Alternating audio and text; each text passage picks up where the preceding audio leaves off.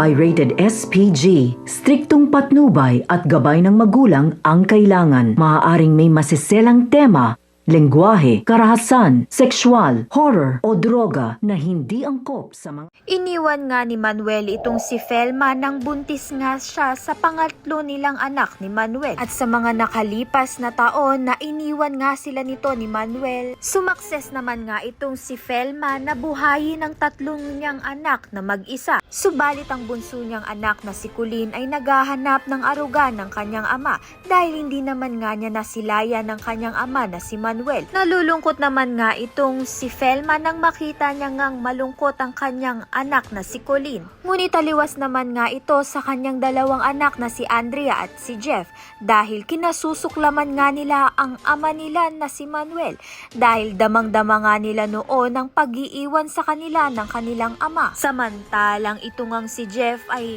mukhang nagmana nga dito kay Manuel dahil ito ngang si Jeff ay nabuntis ang kanyang girlfriend ngunit hindi niya nga ito pinanagutan dahil wala nga siyang father figure kaya naman nga't hindi niya nga alam ang gagawin. Samantalang ito ngang si Andrea ay hirap ngang makahanap ng love life dahil nga sa traumang binigay ng kanyang ama na si Manuel.